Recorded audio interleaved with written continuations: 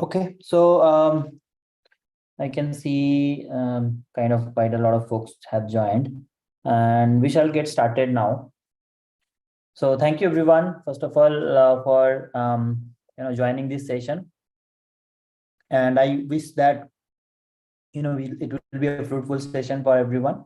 We'll try to talk about a lot of developments that are happening around generative AI and the foundations of generative AI, different type of LLMs, and how this is impacting the way that we are trying to solve problems today in the industry, right? So there are different use cases of around that. Uh, we'll get to that quickly. So before that, let me share my screen, and I'll probably go through some of the pre introduction about the session, as well as DataCouch, and I'll give an intro about myself, and then we'll get into the actual session today. Okay. So let me know once you guys are able to see my screen. Just a moment, I'll share.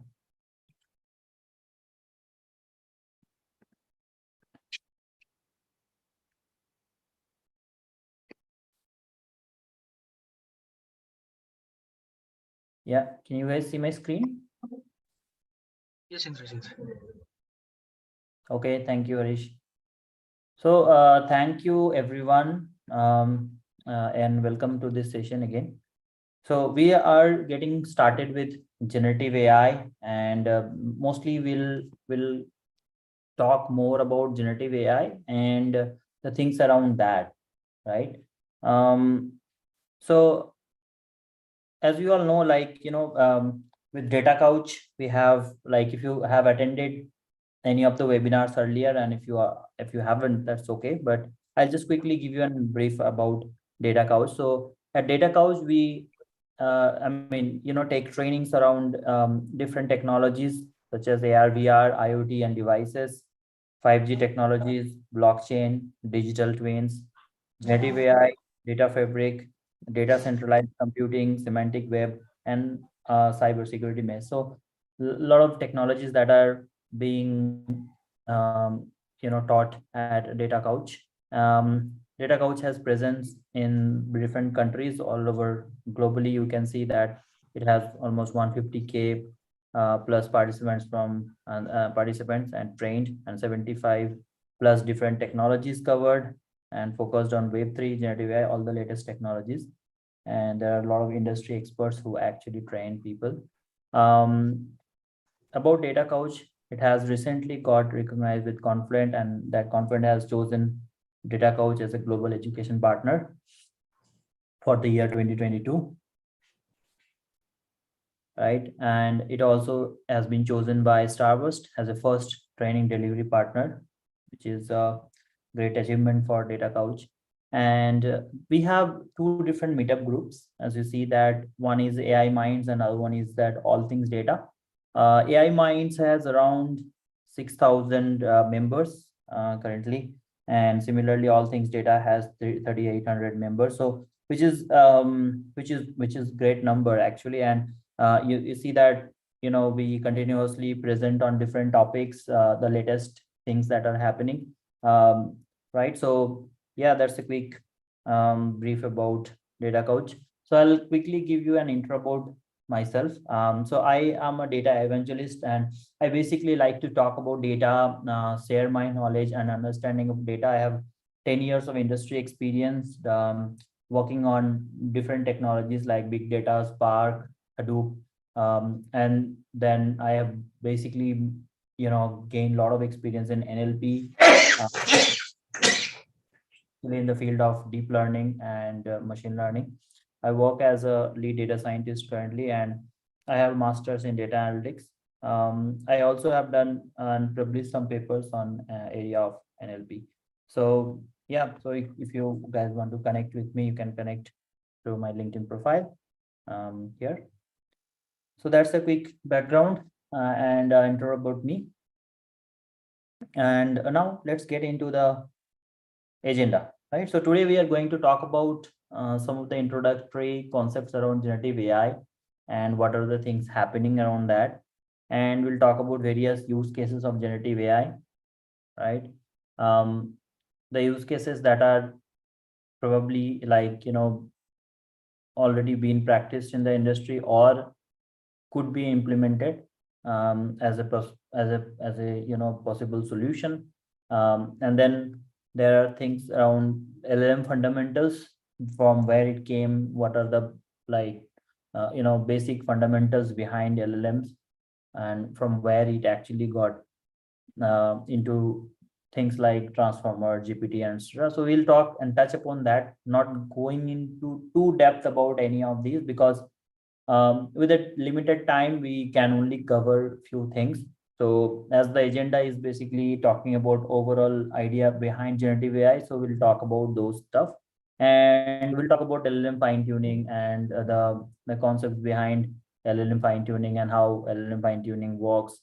And we'll talk about some of the challenges and use cases of domain specific approach. Like, let's say today chat GPT is something that you might all of you are using it, or you may have heard about, at least if you are not using it. But you know that it doesn't solve a problem that is specific to your domain, or I would say specific to a particular domain, right? Unless or until you are going for or building your own LLM based model, right? So that's kind of well known to all. So just I'm asking from the audience, does anyone have any idea about LLMs or heard about LLMs here?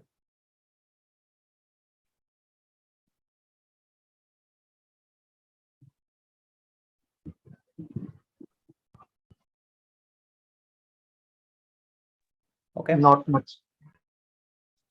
Yeah. Okay. Thanks, Anupam. So, and that's why we are here. So it's more of a discussion forum, and as well as like, I mean, the agenda for this is not to teach you all, and especially like it is basically sharing, and everyone also can participate. Whoever has been attending these sessions, or if you are not attending first time, you are joining this session, you can always participate, ask questions, right? So that way it is more interactive, and we can make it more exciting for everyone. Okay, so first thing that we should be talking about is that how LLMs are, how is this models evolved over time, right? If you see that it's not a long time, right, from 2019, and we are here at 2000, around 2023, and you can see that within this 4 to 5 years, um, a huge development happened, right? A lot of things that are like going on. So you can see here in 2019 around, we have models like T5, Google T5, and then we have Anthropic, WebGPT, Ernie 3.0, Titan.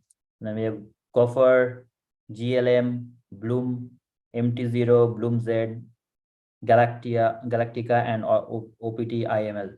There are a lot of algorithms that are being developed by different organizations. But why Chat GPT got so, I mean, it becomes so prominent, and like so much people are knowing about ChatGPT, but not, I think hardly anyone have heard about these things, right? Isn't it? Any idea why?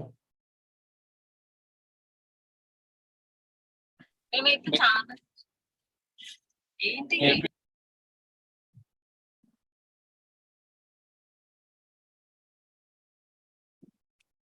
yeah, someone was saying something. Maybe ChatGPT, they have solely concentrated only on that. Other companies, they have multiple project side. So maybe I'm not sure about the technical side. Technically, I mean, I heard they have hired all the top scientists and for the development and all actually. Because of self-learning, like it learn by itself. So We are talking about similar kind of models actually. So every, like, let's say GPT-3, what GPT-3 can do, Web GPT can also do the similar kind of stuff. The changes or the development that is, or the progress I would say GPT or Chat GPT has made is like productionizing a model, right? So far nobody has really make it like a production model. First of all, that apart from the technical stuff, the architecture behind it, and the techniques that are being used by this model, there are few things that also matters is like how they have marketed the product, productionized it, and also made it available for the audiences, and the robustness of the model, the efficiency of the model, that matters a lot. I believe nobody will use ChatGPT, let's say, if it is slow, right? If you ask a question and it takes 5-10 minutes to answer, I mean, you will use it, probably you will use 1 or 2 times, but you will leave it after that, right? But today people are ready to pay $20 for using ChatGPT because you are getting immense value from out of it. So definitely that makes it different. But apart from that, fundamentally, all the ChatGPT and GPT basically lies behind the fundamentals that we use transformer architecture behind all of these models, right? So transformer has been modified a little bit, and in terms of like, there will be different layers, different additions, subtractions. Based on that, it is modified, but ultimately the model's primary architecture, the fundamental remains same. So around 2020, there are few models came. 2021, there are like, a lot of development that happened, and then so on. And you can see that so many in 2022 also there are many models happening. So okay, so 1 second, just a minute, please. So Yeah. so this also comes under machine learning only, right?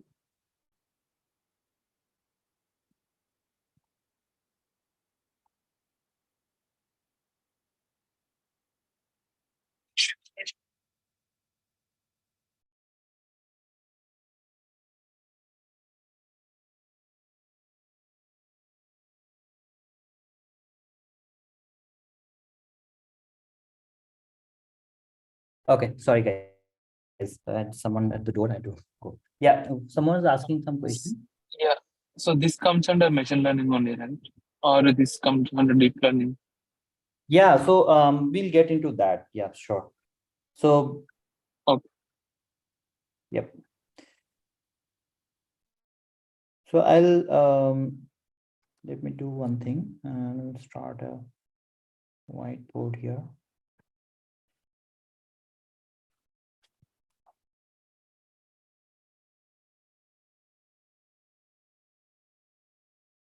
So are you asking specifically this one or like in general?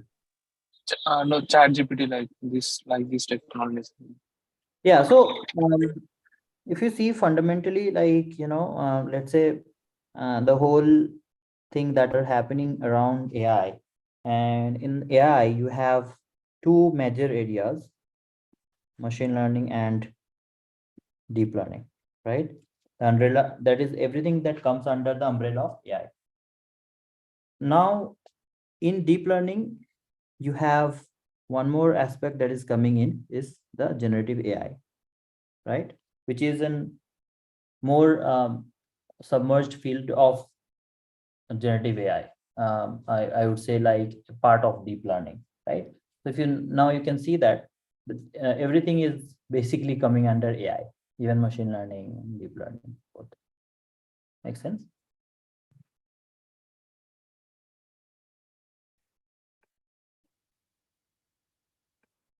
Does that make sense?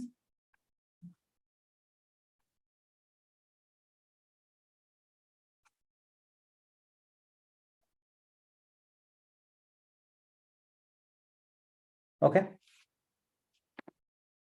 So the generative AI is like we are going to talk about especially about generative AI, but this is like aspect of one aspect of deep learning, right?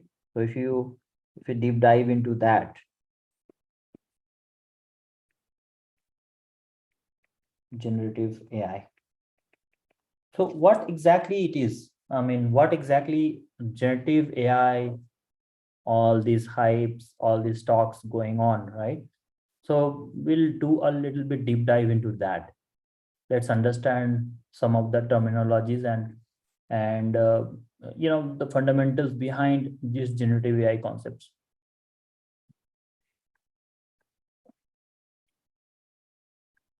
So if we need to like understand first that from where it came, like so let's say if you talk about any of the text inputs, right? So earlier, well, I mean, I'll just quickly do one fundamental um, you know setup here. That means, let's say you had just machine learning things, right? So in machine learning, what you used to do is you have a data set, right? And you train the model out of that, and then you get a trained model, right? So that machine learning is like, let's say, helping you if you want to predict about weather, right? So, or you want to predict about population, right? Or you want to, let's say, um, classify whether it is a cat or a dog, right? We can do using machine learning, isn't it?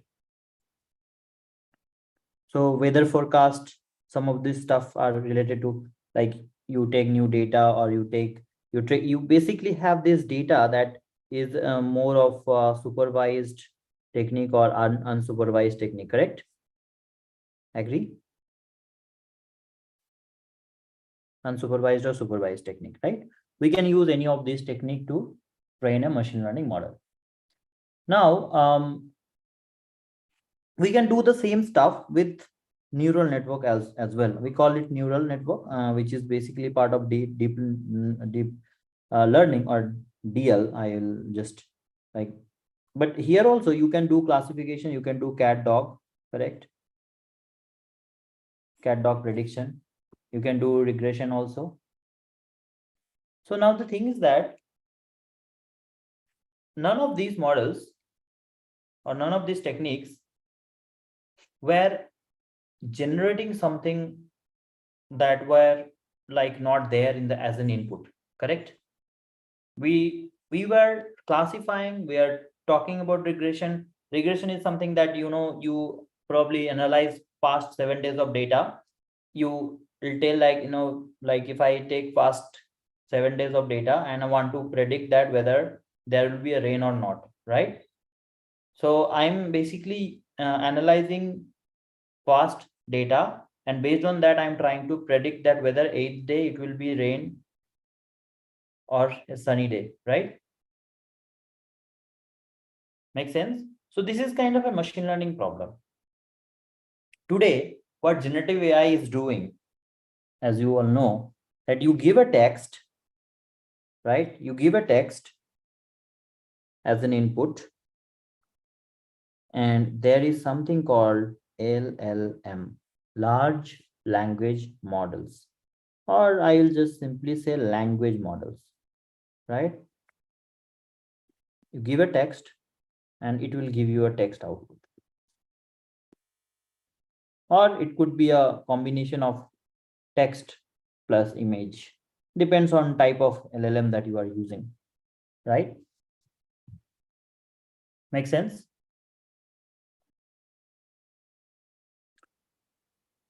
So large language models are, what exactly is LLM, right? So if we say that what is this LLM, we can say that it's a, I mean, in a layman term, we can say that it's a computer program,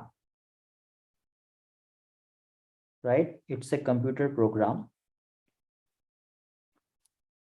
that open new possibilities of text understanding. So that means you are giving a text, and you, let's say you are saying that tell me about the city of Mumbai, let's say. Okay, so if I say this, it is going to give me a description about the city, isn't it? Now, from where does it getting all this information? And it is giving you a text output, right? So it's a computer program that is helping. It is not just understanding the task, it is also able to generate new tasks.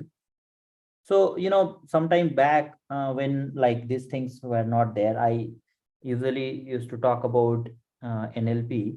And in NLP, there are three subdomains.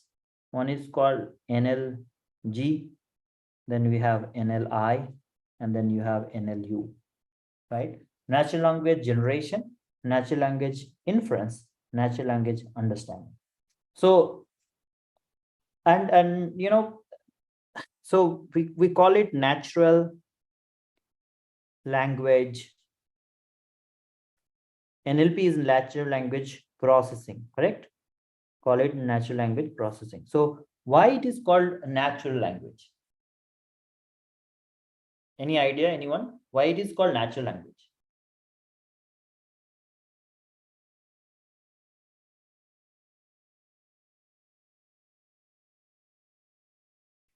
Why it is not unnatural? That means, like, we know about languages like C++, Java, Python, right? Are these natural languages?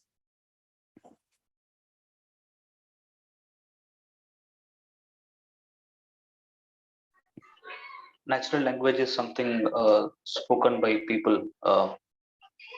It's not something related to system.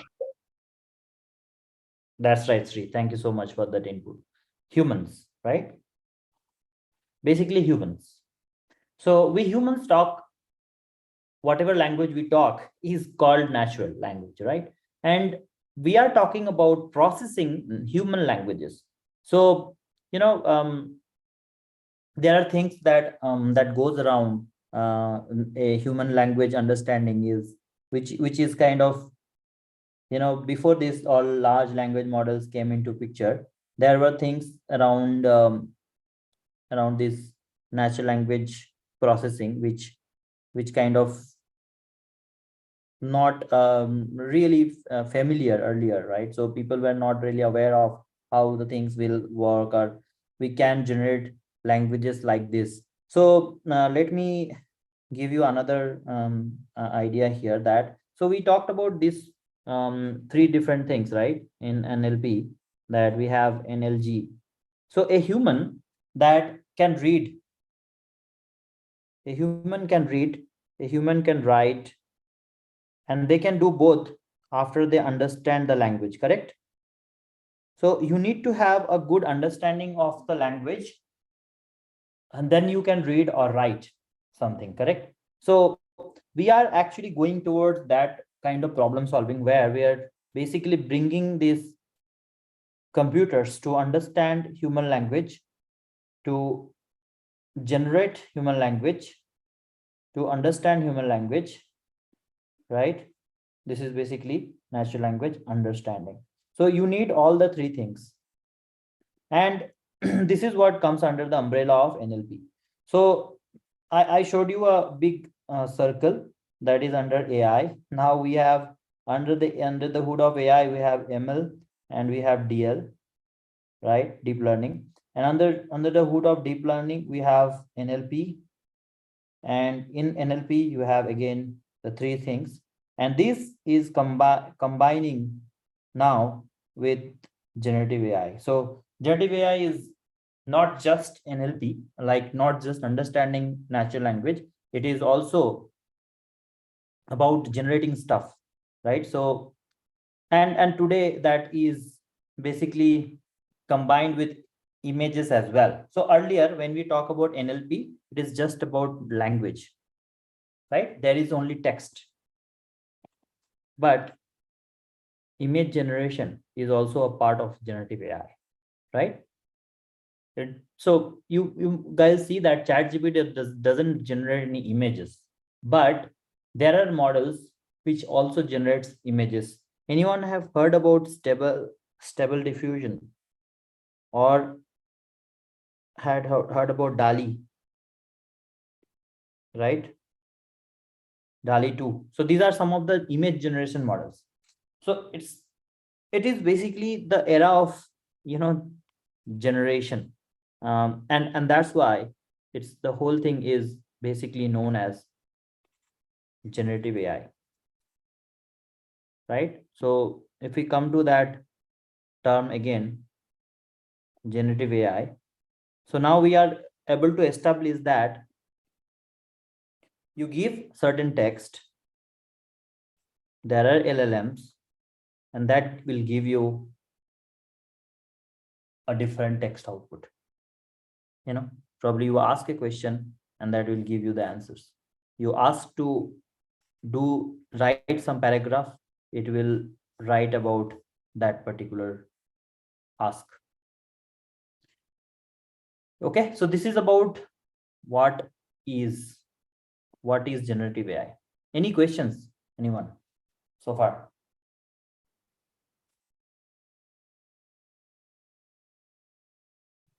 Any questions about generative AI? What is generative AI?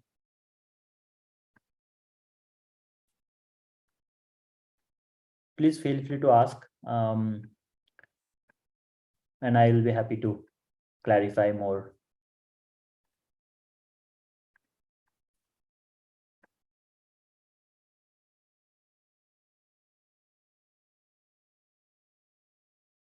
No, Okay. Joseph. Okay, thank you.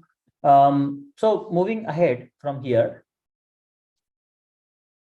while you know, these concepts are like, I mean, generative AI is like very popular. People are kind of getting to know about more about generative AI and the nuances around that.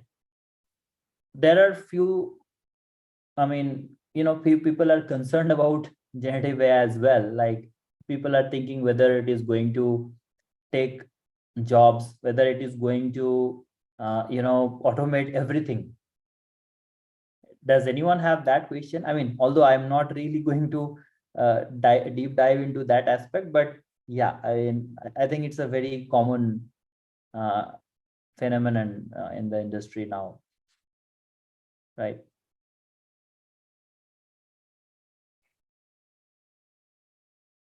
See, while these, I mean, it's my thought that while this is kind of taking or helping you do automate a lot of things, it is also has a limitation, right? Limitations, that is, like, you know, what humans can do, what machines can't do, or probably like not capable of doing, um, is a lot of things that are probably like a very unique aspect of a human, right? For example, there is a problem that is you never have solved, you probably can solve it after some try. But let's say in case of generative AI models, that can only do stuff that it has been trained on, right? So there is something called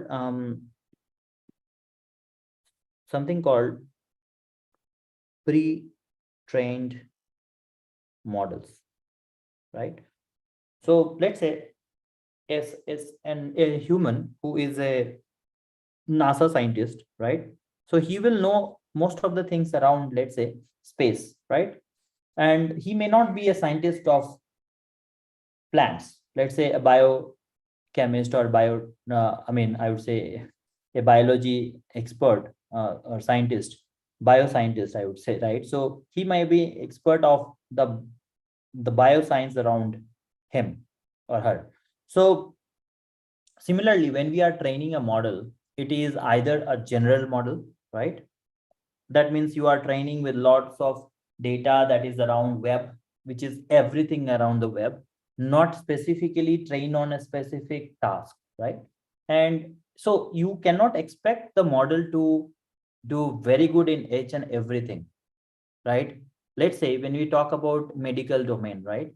Why do we go to different doctors? Like there is a expert for gynecology, there is a expert for gastrology, right? So I mean, I don't know exactly what are those terms called, but I can say that for belly, you have a different set of doctors. For ENT, you have ENT specialist. For eye, you have eye specialist, right? So there are different set of specialist for each of these categories. Now, I mean, until or unless we are doing that kind of training in terms of getting a specific domain data, the models will not be able to perform on that aspect, right? So eventually it will happen, but as a human, we can leverage these technologies and become more efficient than what we were earlier, right? So that's one of the learnings that we can think of, and also can be an advantage for us, right? And well, while it is going to replace some of the jobs, it is also going to create a different type of jobs, right? Which is more, I would say, and we have to become more prompt and more adaptive over the time, right? And there are a lot of people who are trying to get into AI and machine learning, even though if they are not really liking this or the changes, but they have to, because this is how things are moving, right? There are so many companies who are also trying to get into AI. There are companies who are non-tech companies, they are not really technology company like Google, Microsoft, but they also are adapting the changes of AI. They're also thinking of implementing chatbots that are powered by chat GPT, right? Why? Because they see that the power is there, the immense capabilities that is available with generative AI. While this is a very good thing, along with it is also a concerning thing for us in terms of we have to be more prepared, we have to become more intelligent, more efficient, right? So that these tools can be useful. It's just like like 10-20 years back when Excel became so prominent that all are using Excel for data analysis. While that did not that might have replaced some of the jobs that time, right? But today, similarly, generative AI is like changing the way we do things, but it is also going to bring a lot of new opportunities. So while we have concerns, let's be hopeful with more a different environment altogether.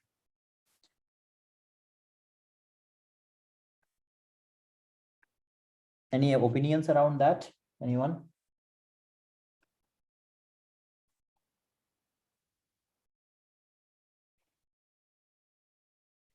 All right. So kind of like we got an understanding of the generative AI and others, like the developments around that. And we saw like a fundamental idea that how a text input is giving you different type of outputs.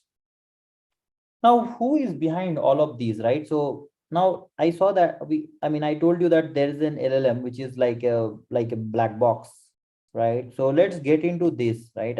As I said in the agenda, that we'll talk about some of these um, these techniques and the use cases of generative AI, right? So around us, we already see a lot of things that there are that are under under the hood of NLP and image generation both, right? So you might have seen the task of like text generation, right? Text generation. So nowadays you can just ask some questions or ask to write a blog. ChatGPT will write it. Some people are even creating resumes, find basically they are improving their resumes or probably writing blogs. These are all examples of text generation, right? Or probably writing articles.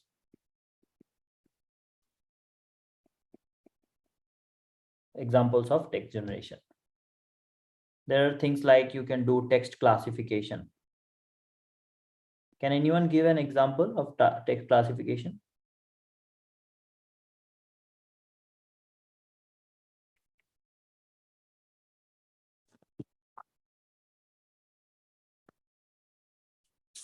Predicting sentiment of the context. Absolutely, Gautam. So yeah, I'll write predicting sentiment. Yeah. What else?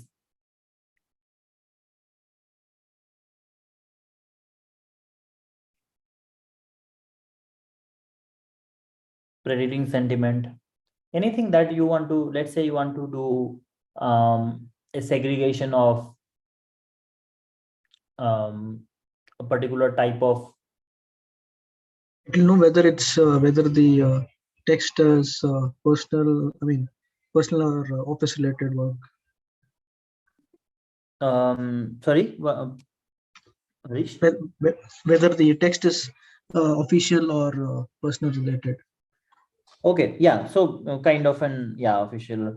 I mean, there could be many things around that, and could be like email or email spam or ham, right? So we used to do those things earlier with machine learning, but you can do with text classification with generative AI. Thanks for that input. There are things like, natural language reasoning you can do, right? So natural language reasoning, that means you will give a question and you will ask that whether it is particular, let's say I will probably give a text and I will ask that who is talking, kind of stuff like list comprehension, right? So anyone have given scat mats that there are some comprehension questions. So those were the most complex stuff in the domain of NLP, so something like, I mean, we can put into category of natural language reasoning. And there are things like, I mean, today people are even generating code, right? Code generation. That could be also an use case of application of generative AI. Things like, so these are around text. You can see that these are text heavy, right? Basically around text. But there are things around images as well, image generation as well. Like, you can do image. So I will say media image processing.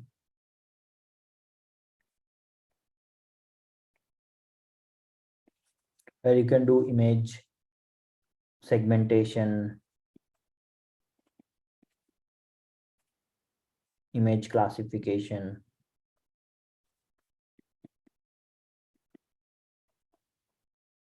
and you can do image translation.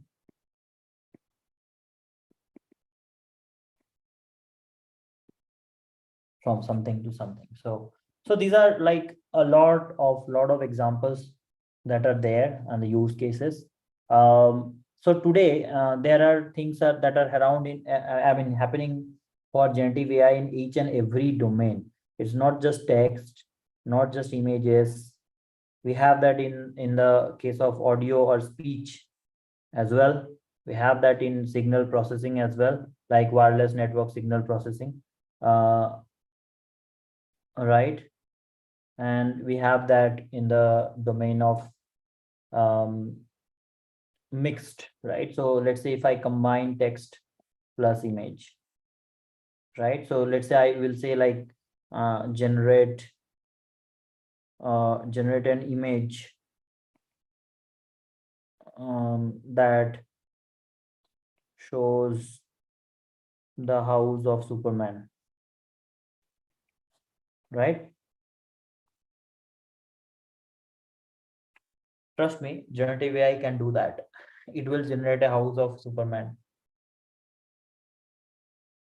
So these are basically combination of the inputs that you can do. And there are stuff that came in for that as an use cases, like we call it visual QA, visual question answering system, and then you have visual captioning, like only caption the bottle in an image, only caption the red car in the image. You can do those kind of things. Visual common sense reasoning,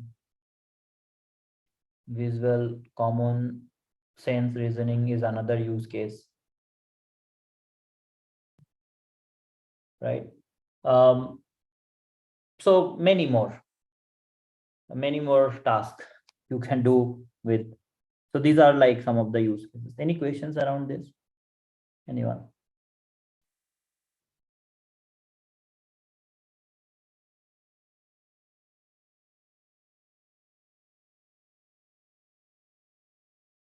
Okay. Okay, so everything that we talked about so far is around generative AI, right? So now what is these LLM? Right? Let's get into that.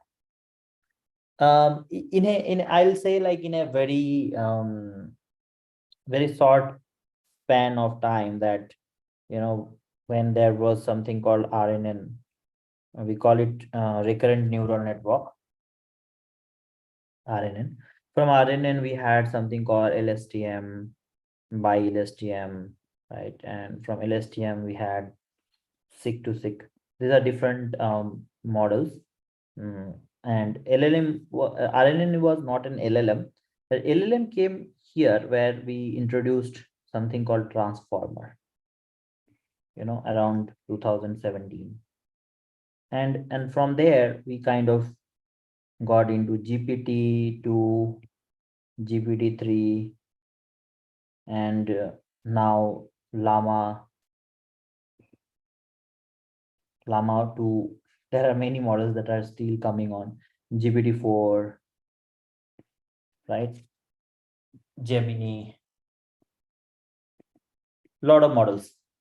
Now, I mean, the major difference that it created here while transformer architecture came. Before that, we only had something called encoder and decoder. I mean, if we go into a little bit in depth about technicalities here. So encoder and decoder architecture, which is, to understand a language. Let's say you want to do, you want to convert Japanese language to Chinese, let's say. So you need certain kind of converter, right? So the thing is that there is an encoder layer which encodes this language, and it passes it through the model, and then it decodes. So it is the encode side and this is the decoder side, and it decodes to that particular language. From this, they thought about a big model, which is the transformer. It's not that transformer that you see for power transmission around your society or in the streets, or it's not the transformer, that movie that you have seen, right? It's a different transformer altogether. This transformer is basically combination of an encoder and decoder layer. If I have to show you that quickly, let me see if I have kept that here somewhere. If not, it's okay. I'll just show you my. So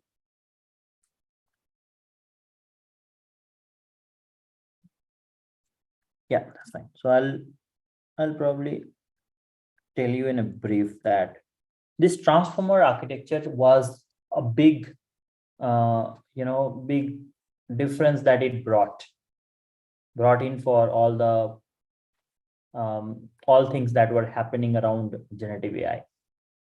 And today it would have not been possible even to have these kind of generative AI based models without this transformer architecture.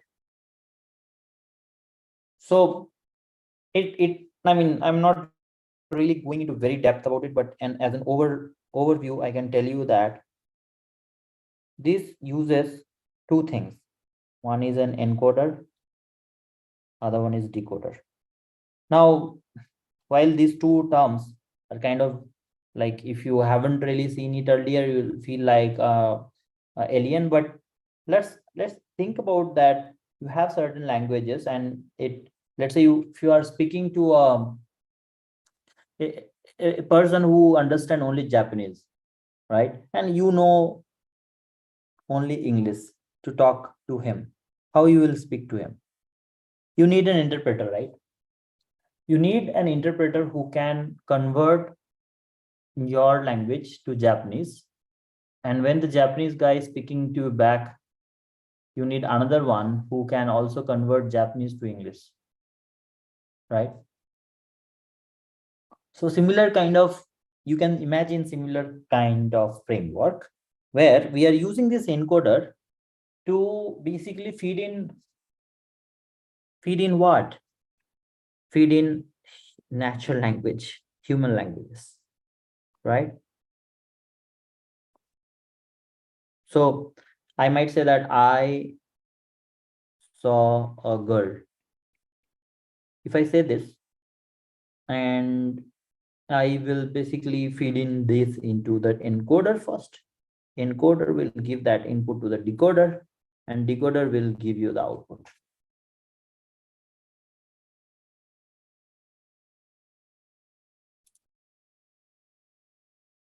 Make sense? I mean, this is just a very high level understanding of transformer. Now, this is not so kind of so simple actually. So there are, if we have to get that, let's say this encoder and decoder, right? I'll just erase it one more time and come to this encoder decoder stuff. So I give an input, let's say in an encoder and decoder thing. So I'll call it encoder and decoder. Okay, and this encoder's output goes to the decoder. Now I will say I give an input as, let's say, some language.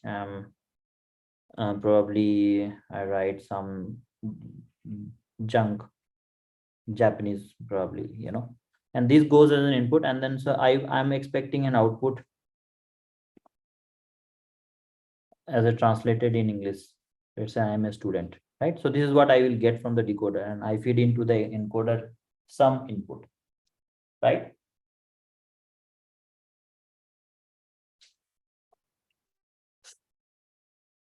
Now I'll just erase this stuff inside, and I'll call it transformer.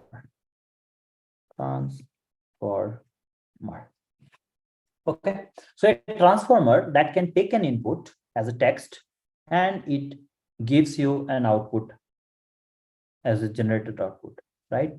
So it could be a same, it could be a translation, it could be, again, we talked about the use cases, right? It could be different type of inputs and outputs that based on the use case that you are trying to solve. Now, this encoder decoder in transformer, what happens that in encoder decoder, we have only one encoder layer or decoder layer. In transformer, we have many encoder, many decoder layers, and each of them basically goes through this. Like all the inputs will go through all the layers. I think in GPT we have around 96 encoder layers and 96 decoder layers, as far as I remember.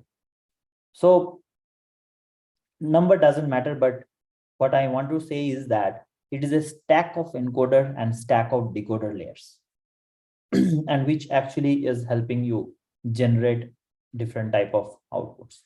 So the encoders are all identical in structure, and they do not share weights. Weights that we actually, all of these inputs are nothing but getting converted into vector, and along with that we actually pass on a weight to that vector, right? So the weights are not shared between different encoder layers, and each one is broken down into two sub layers. So now I'll take one encoder, right? I'll just take this encoder and one of the encoders out of that, and that is basically broken into two different parts. One is called FFN, or feed forward neural network. So, I'm talking about all these things, assuming that some of you have some fundamental understanding of machine learning and deep learning. It's very difficult, as we talk about generative AI, to cover each and everything, but I would assume that you know what is feed forward network, what is self-attention, right? So this encoder, that is combination of feed forward neural network along with a self-attention, is doing all the stuff.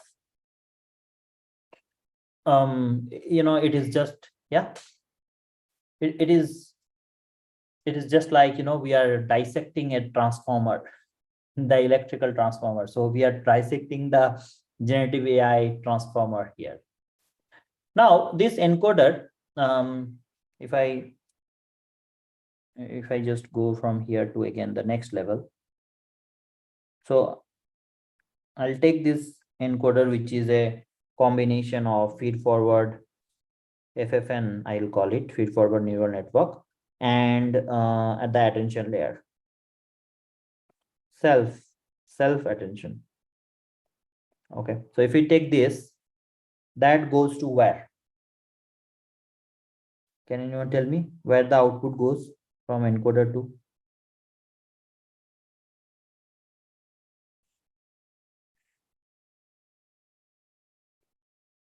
Decoder, right?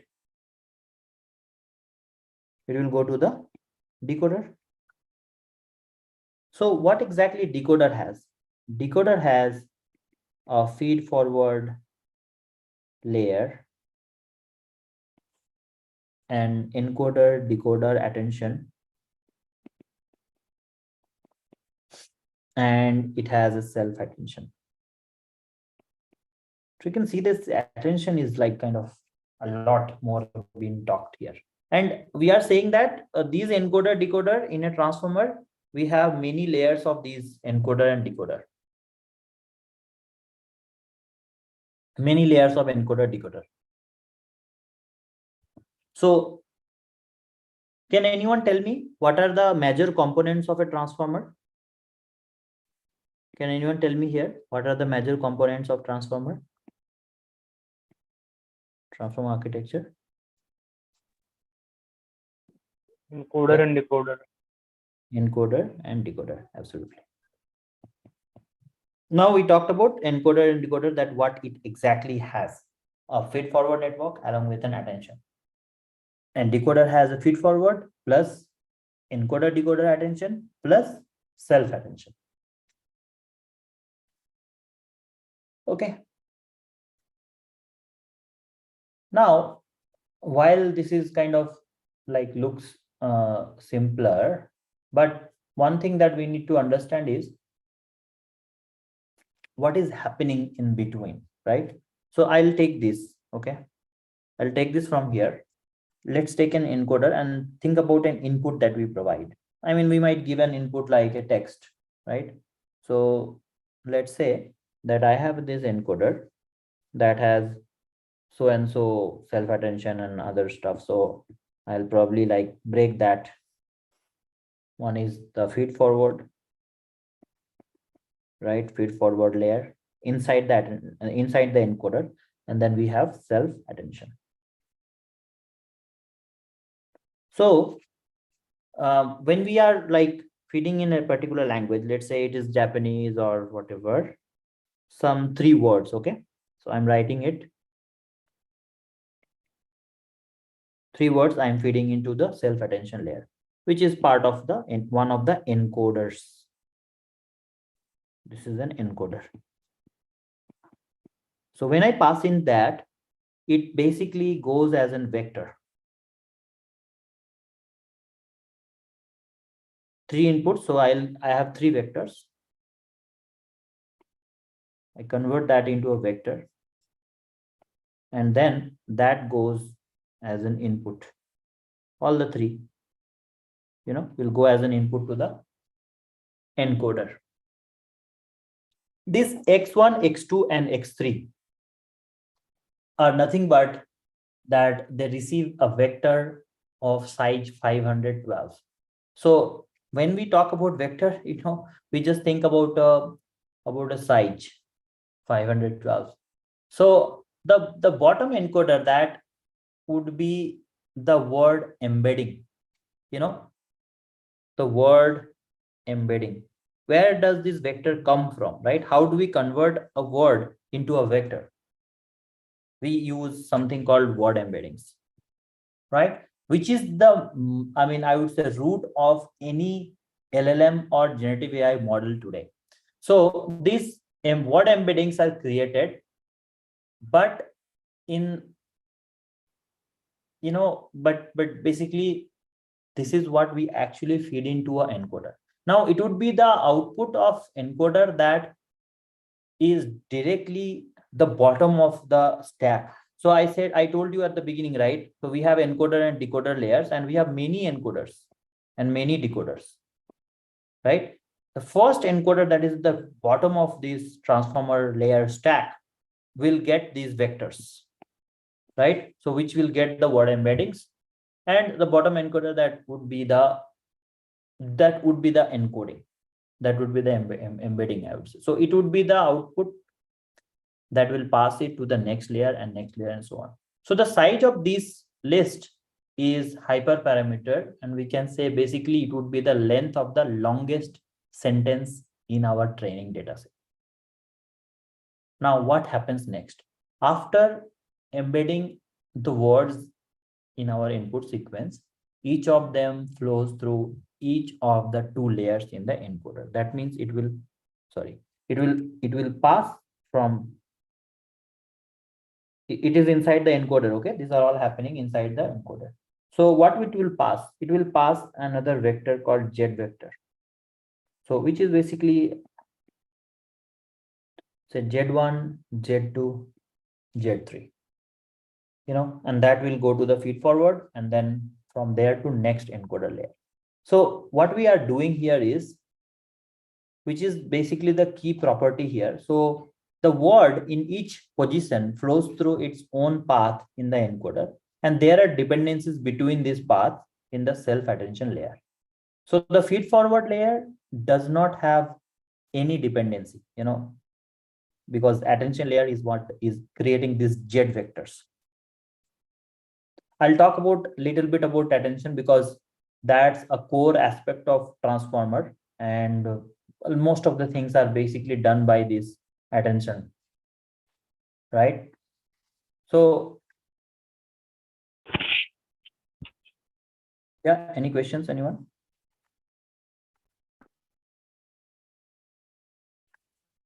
I saw somebody. So most of the things are happening around that, right? So let me get another. Yeah. Now, as I said, like these Z vectors are quite important in terms of that. That's what is creating the vector out of that, right? So you saw the diagram that it is going from inside one encoder from self-attention layer to the feed forward neural network, right? And we follow the same architecture, same principle throughout the whole layer that we have, the all set of encoders that we'll have inside our transformer. Now, I didn't talk about this jet, right? So what is happening is that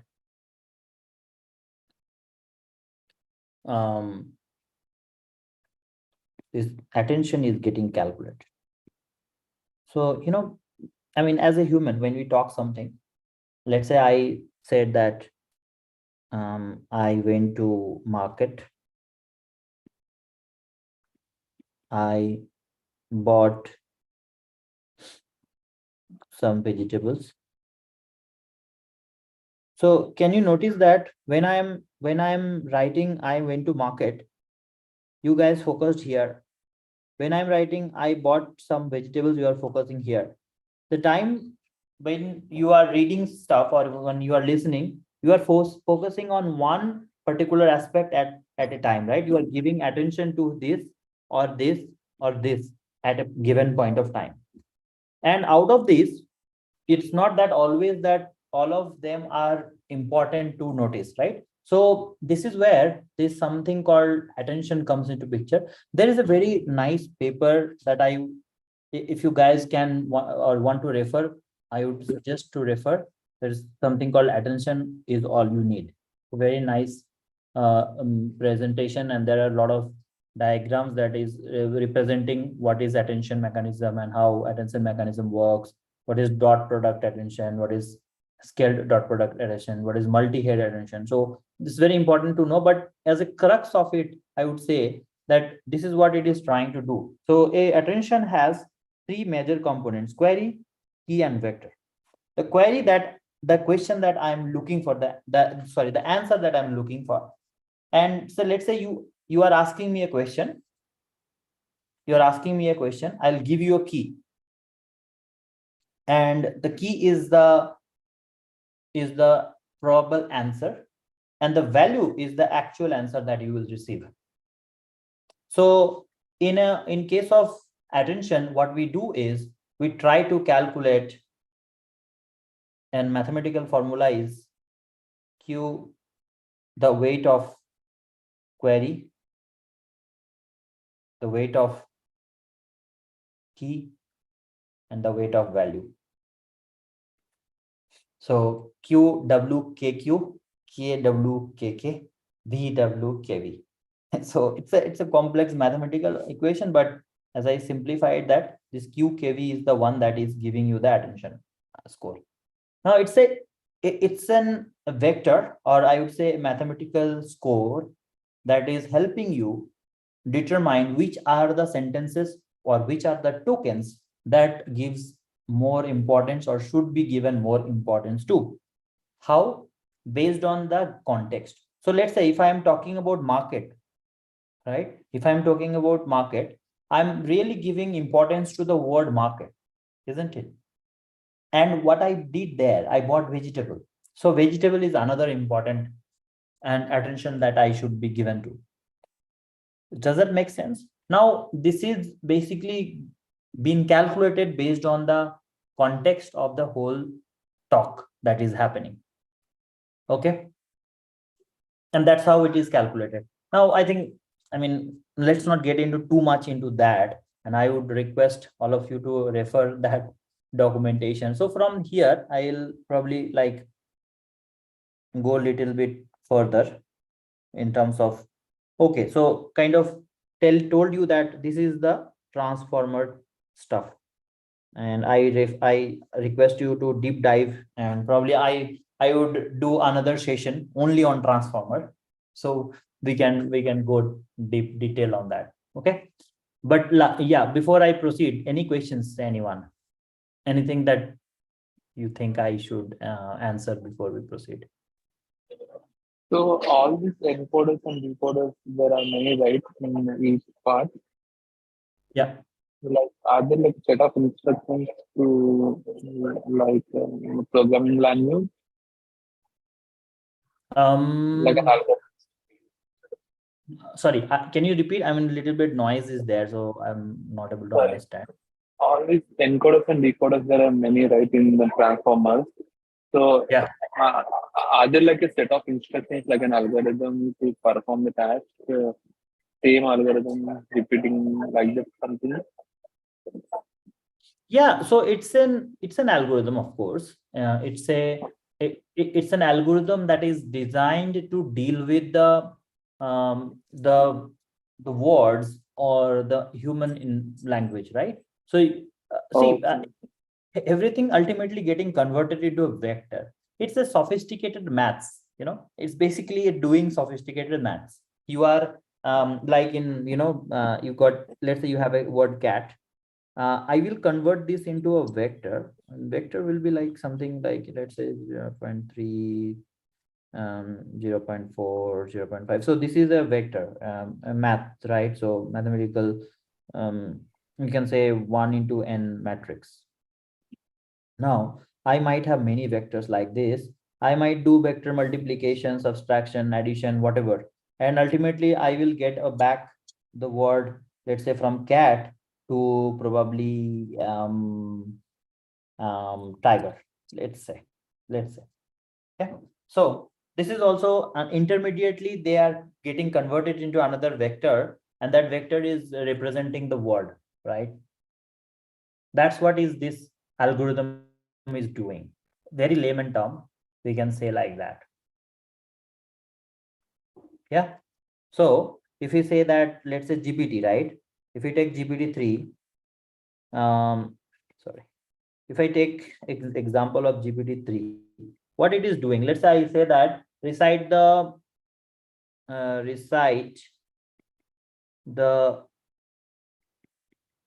first law of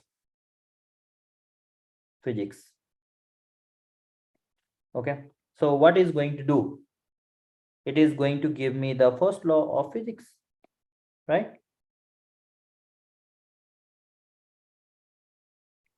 This is the input. GPT-3 is going to give me that. Sorry to interrupt, but vector is like a database, right? Database structure, right? Vector means here. So I mean, yeah. So if okay, let me tell you one more thing. So if I say this, recite the first law of physics, right? I will break this. I'll break this into tokens, right? You guys have heard about 13 billion parameters, 1 billion parameters, right? What is this? What are these? Like, say that llama has been trained with 13 billion parameters, right? Parameters are nothing but tokens. Tokens are nothing but, if I break this, recite the first law of physics, so I get recite the first law of physics, right? So that means 1, 2, 3, 4, 5, 6, 6 tokens. So we are saying that 13 billion tokens has been fed into the a language model, and it has been trained with 13 billion tokens. Like, let's say if I take a story of any of the writers, any of the prominent writers, and if that has, let's say, 10,000 words, and I basically train a language model, I might have 10,000 tokens only, right? 10,000 parameters. So basically, they are competing now with how much of data, how much of words that are these models are trained on. So coming back to your original question, that these vector database, or you need a database. So now if I have 13 billion parameters that is trained on, and you definitely so basically the pre-trained models are like a zip of all that. Let's say I have a pre-trained model, right? So PTLM, pre-trained language model. A pre-trained language model already have that weights and vectors inside, so which can help you generate stuff.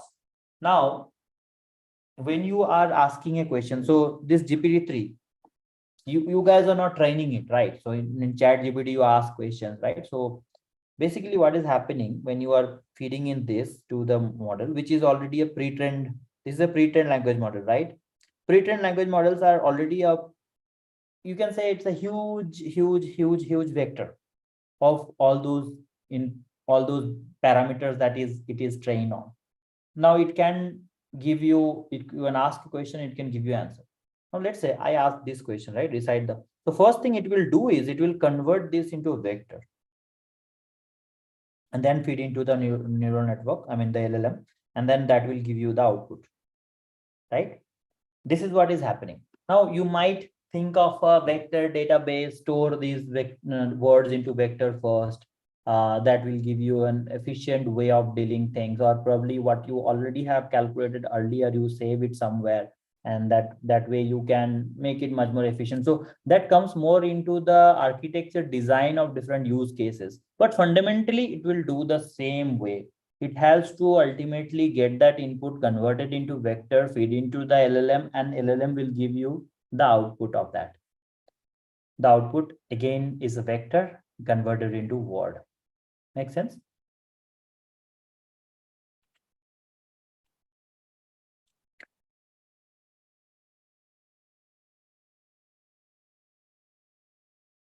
So in ChatGPT, we call it like, it can do you guys know what is the maximum size token that you can give in? 2048. 2048 is the max size of the token. That means in a ChatGPT, when you ask something, right? You like, I don't know how many of you have used ChatGPT. So let's say, I wanted to show some demo at the end, so we have some time. So let's say I'm not using ChatGPT, OpenAI ChatGPT, but this is a chat with open large language models. So anyone can try this out. It's a very nice platform to compare different LLMs and their behavior. And you want to play around it, you can do that. So let me quickly ping that here. Yeah.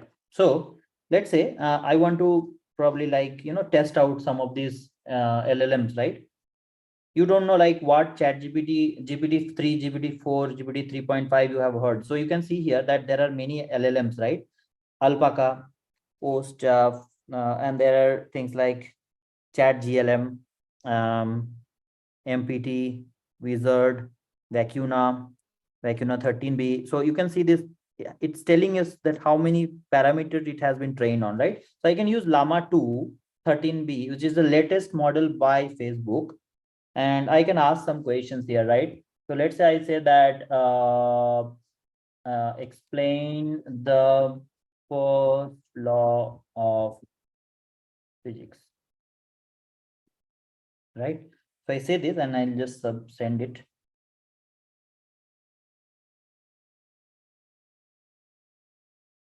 So it is going to give me the answer. Okay, I just need to refresh this page 1 second.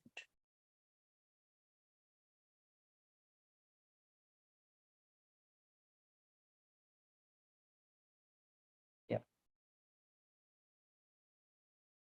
So I'll go to the single mode, because explain the first law of physics. Yeah. So now I'll just send it and it will give me the output here. You can see. So basically this is going into the large language model, which is a Llama 2 version. The large language model I'm using here, Llama 2, 13 billion. So it is giving you the output that, hello, I am happy to help you with your question. The first law of physics is the law of inertia, which states the object of rest and will remain at rest, and so on. So whoever like here physics loves physics, they will be able to answer or whether it is right or wrong. Now this is like one of the models. You can choose any of the model and try out things, right? Apart from ChatGPT, I know that everyone has tried. And there is a chatbot arena battle. I love this one. Here you can choose a set of models and you can just like see that who is or which model is giving you a better answer. So I probably ask something like describe the city of Moscow. So let's say if I just write that, I don't know.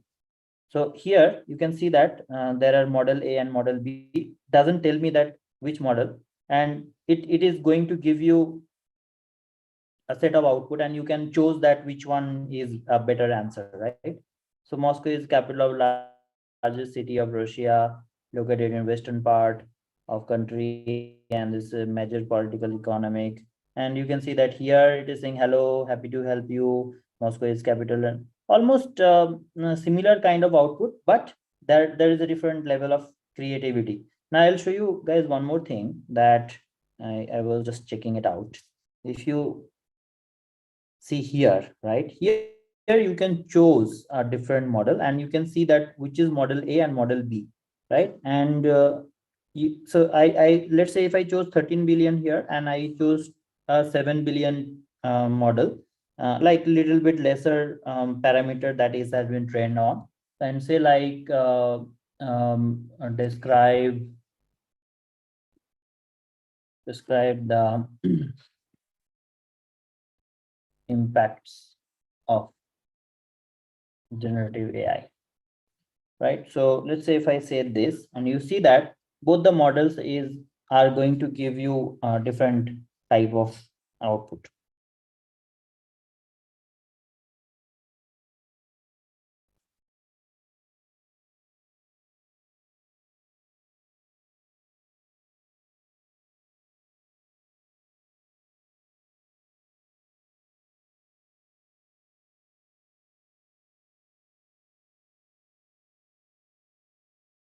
Yeah. So it has 7, 8 still keep on running, and it has this one has segregated as a negative and positive, and this has did not segregated stuff, but it has written almost many points here, and also it's saying about the bias and privacy concerns and other stuff, right? So definitely, and also the first this 13 billion has more output size, and this also like I'd say similar, it doesn't matter. You need to see the quality of the output that it is generating. Okay, makes sense. So this is like, if you guys want to try out things that how different models like llama 2, mpt chat, chat glm, there are many models that are already here, and you can see the leaderboard of those models, right? So we can see the top models that are how they are rated. And GPT-4 is the topmost, and superseding all of the models earlier, and it is not free also. So OpenAI is going to soon launch that version. And then you have Cloud V1, Cloud Instant V1, and GPT 3.5 Turbo, Vicuna. And all these models are coming in. Okay. So that's a quick demo. And there are things around, I also want to show you diagram GPT. So, this is called, so LLMs are generally like giving you text, taking text input, giving you text output. But LLMs can also generate, today they can generate images with captions or different type of images based on your input. So let's say this is one of the things that I tried with diagram GPT. So I want to generate a flow of certain certain architectures, right? So let's say I want to create architecture that takes AWS S3 as an input,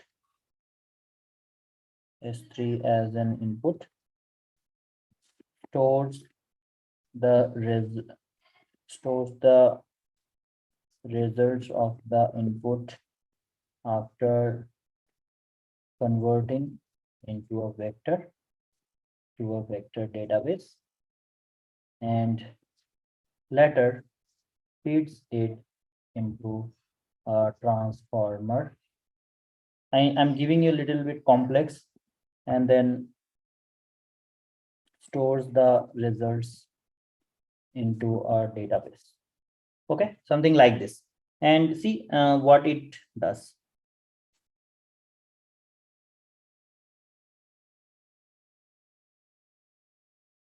So it is generating the diagram for that, the cloud AWS based architecture. So it's staying AWS S3. From there, it is basically processing to vector conversion and then storing it to a vector database, and then it is applying a transformer and then giving the output. How is it? Right? So yeah, Karthik, it is a YouTube live. I think it is being recorded and will be published. Okay, so this is also one of the demo that I wanted to showcase. And there are things around, you can do, like I tried few of the image generations around Night Cafe. There are many free tools. So here, you can just go to create, and you can write stuff like, let's say, generate the house of Superman. I don't know what it will do, but let's say, so it will generate some images. These are all I tried using this. So I don't know. I mean, it didn't generate. It just shows me Superman, but not house of Superman. Let me try one more time.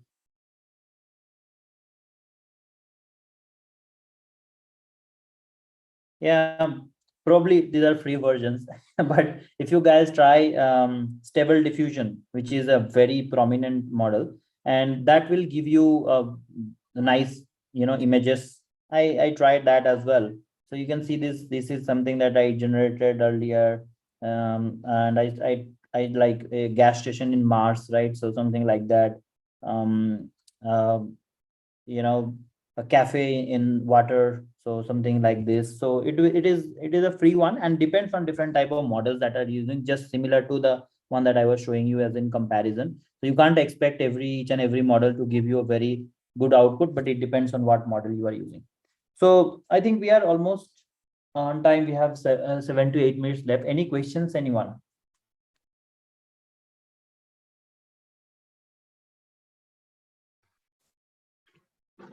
Hey, hi, Indrajit. So, just want to know, how can this, AI be used, in testing related areas from IT perspective? You mean testing code? Yes, yeah, testing an application or Yeah, any so of those. I mean, see, basically this chat GPT is generating code today, and the code generation is not at that level that it can do industry level automation testing, but it can do basic test. I mean, it can write test scripts, basic test scripts. So let's say you want to check that whether some of the variables are integer and they are basically suiting the code or not, right? So these kind of stuff you can do, but definitely a very experienced tester is using sophisticated tools like Selenium or other things, right? So those are the areas that I don't think yet generative AI is there. It can't write a enterprise application for sure. For that, you need team of developers, team of people. So while this is helpful, but you can't expect like to do a full test case written by ChatGPT. I mean, at least as of now, I can't imagine. Okay. Does that answer? Yeah. Yes. Yeah, hello. I have a question. Yeah. So I'm basically a Java developer. I want to transform my my tech to artificial intelligence and machine learning. So is Yeah. it like can I learn everything online, or can you suggest any institutes, or can I learn if I have the knowledge of like algorithms and all? So can I learn by myself, or should I enroll in some institute and get a good knowledge? Can you suggest me on that one? Madhu, while you have to definitely learn yourself, that is while true, I would say that in help from instructors or help from a good institute who is already like teaching this stuff, it makes the journey faster. So things are moving so fast. Like, I Okay. mean, I know, like, I mean, you can connect with DataCouch people as well. So they have they are basically like, Google and Microsoft certified. They're doing trainings in terms of and corporate level training. So the thing is that their training levels are not at a very always a basic level and based on your requirements. So you can check if they have any suitable courses that will help you faster your journey of AI. And while you also do need to do personal study, like I study a lot of things which are not really been taught by any of the even any big universities, right? It's not possible basically because they have a specific target. But while it helps you get into these things faster, but you also need to do a lot of self study, and that's very important. I can see one more question by Sivaji. How enterprise can use ChatGPT? Do we need to use API? what's the deployment architecture to train with enterprise data? While this is a lot of questions here, I mean, multiple questions, Shivaji, but I'll try to say in this very limited words that, ChatGPT is something a lot of organizations are already using in their workplace. While you have to be careful if you are using the free version of, not sharing any sensitive data, but you can do stuff like, generating small code, or if you are like, generating blogs or writing articles, think of ideas or different sort of ideas, you can ask for, like, you can check those things in ChatGPT, it will help you. And a lot of organizations are integrating ChatGPT for their chatbots.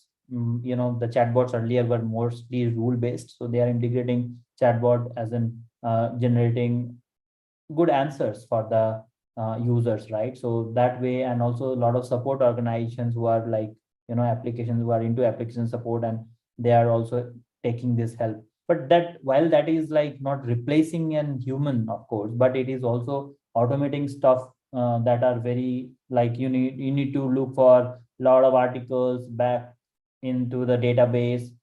That's actually reducing that time. So some of the use cases I can talk about, but it is still emerging. A lot of things are coming up yet.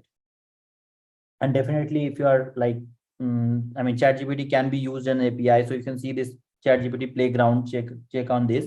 You can generate an API key here, and basically write a curl command, and you pass the OpenAI key, which needs purchased version. It doesn't work with free version. And once you pass that, you will be able to ask questions, and that will give you output. So yeah, API is also possible. And deployment architecture depends on how you want to set it up. So you need to plan for that based on your use case.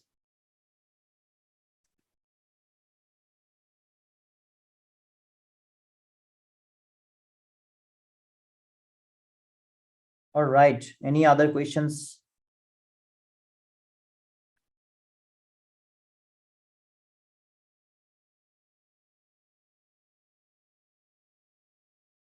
So I think I'm almost done. You guys can connect to DataCouch through the LinkedIn profile. And yeah, thank you so much, everyone, for participating. And see you in our next meetup again. Thank you. Thanks, Inshila. Thanks. Thank you.